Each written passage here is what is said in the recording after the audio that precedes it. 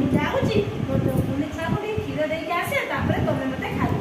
କିଏ କହିଲା? ଗାଈ କହିଲା, ବୁଢା ଗାଈ କହିଲା। କାହା କହିଲା? ବାଘକୁ କହିଲା। କାହିଁକିନା ବାଘ କହିଲା, ବାଘ କହିଲା କି ନା ହଉଛି ମତେ ବିଶ୍ୱାସ ହଉନି। ଭାବିଲା ବିଶ୍ୱାସ ହଉନି, ମୁଁ କଣ କରିବି? ମୁଁ ତ ଛାଡ଼ିଦେବି ମାନେ ମୋ ଆଜି ଖାଦ୍ୟ ଖାଇପାରିବିନି, ଯଦି ପଳେଇଯିବ ମୁଁ କଣ କରିବି ପୁଣି ହେଲା। କିଏ? ବାଘ ଭାବିଲା ମନେ ମନେ ଚିନ୍ତା। ସେଠୁ ବାଘ କହିଲା ସେଠୁ ବଉଳା କଣ କହିଲା କି ହେଲା ନା ମତେ ବିଶ୍ୱାସ କର, ମୁଁ ମୋ ଛୁଆକୁ କ୍ଷୀର ଦେଇକି ଫେରିକି ପଳେଇ ଆସିବି ତମ ପାଖକୁ, ତମେ ତାକୁ ମତେ ଖାଇବ। ସେଠୁ ବାଘ ରାଜି ହେଇଗଲା ହେଲା। ବାଘ ରାଜି ହେଇଗଲା। ବାଘ ରାଜି ହେଇଗଲା। ବଉଳା କଣ କଲା ନା ତା ବାଛୁରୀକି କ୍ଷୀର ଦେଇତେ ଗଲା। କ୍ଷୀର ଦେଇ ଦେଇକି ଖୋଇ ଦେଇକି ତା ଛୁଆକୁ ପୁଣି ତା ପାଖକୁ ଆସିଲା। ବାଘ ପାଖକୁ ଆସିଲା। ବାଘ ଖାଇବ କହିଛି, ବୁଝିପାରିଲ ନା ସମସ୍ତେ? ବାଘ ଖାଇବ କହିଛି। ବାଘ କାହାକୁ ଖାଇବ? ବଉଳାକୁ ଖାଇବ। ସାବାସ ହେଲା, ବୁଝିପାରିଲ? ବଉଳା କଣ କଲା ନା ତା ବାଘ ପାଖକୁ ଆସିଲା। ବଉଳା ଘରକୁ ଗଲେ ତା ଛୁଆକୁ କ୍ଷୀର ଦେଇଦେଲା। ଦେଇ ଦେଇକି ବାଘ ତା ଆଖିରୁ କିନ୍ତୁ ଲୁହ ବହୁଥାଏ, କାହିଁକିନା ତା ଛୁଆକୁ ଛାଡିକି ଆସିଛି ନା, ତା ଛୁଆଟାକୁ ଛାଡିକି ଆସିଛି। ସେ ବଉଳାଟା ଛାଡିକି ଆସିଛି ବାଘ ପାଖକୁ। କିଏ? ବାଘ ତାକୁ ଖାଇଦବ, ହଁ ପୁରୀ ଖାଇଦବ। ବାଘ ଦେଖିଛ ସମସ୍ତେ? ବଡ଼ ବଡ଼ ବାଘ ଜଙ୍ଗଲରେ ରୁହନ୍ତି।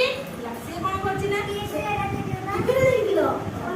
ହଉ ଦେଖ, ସେ ବାଘ କଣ କରିଛି ନା ସେ ଖାଇବ ବୋଲି ସେ ତାକୁ କାନ୍ଦି କାନ୍ଦିକି ଆସିଛି। କିଏ? ବଉଳା କାନ୍ଦି ତା ଛୁଆକୁ ଛାଡିକି ଆସୁଛି ନା ହେଲା। ତମେ ମାନେ ତମ ମା ମାନେ ତମକୁ କୁଆଡେ ଛାଡିକି ପଳେଇବ, ତମେ କାନ୍ଦୁଛ ନା? ମାକୁ ବୁଝିଛ ନା? ମୋ ମା ଆସୁନି କାହିଁକି, ମୋ ମା ଆସୁନି କାହିଁକି ନା? ସେମିତି ସେ ସେମିତି ହଉଛି କଣ କଲେ ନା କାନ୍ଦୁଥାଏ ବାଘ।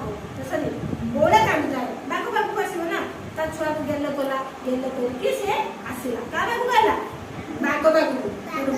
ବଉଳା ସତ୍ୟ ରକ୍ଷା କରିଛି, ସତ କଥା ରଖିଛି। କାରଣ ତାକୁ କହିଯାଇଥିଲେ ମୁଁ ଆସିଲେ ଖାଇବି, ସତ କଥା ରଖିଛି।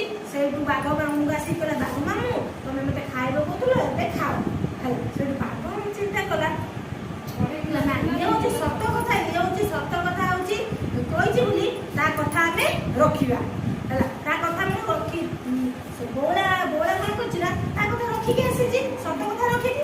ସେଇଠୁ ବଉଳା କହିଲା, ବାଘ ମତେ ଏବେ ଖାଅ।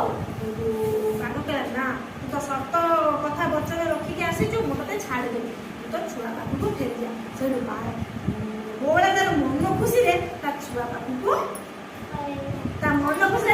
ପଳେଇଲା। କାହିଁକି? ବାଘ ତାକୁ ଖାଇଲାନି, କାରଣ ସେ ସତ କଥା ରଖିଲା ହେଲା, କଥାକୁ ରଖିଲା। ସେଥିପାଇଁ ବଉଳା ଖୁସିରେ ତା ଛୁଆ ପାଖକୁ ଫେରିକି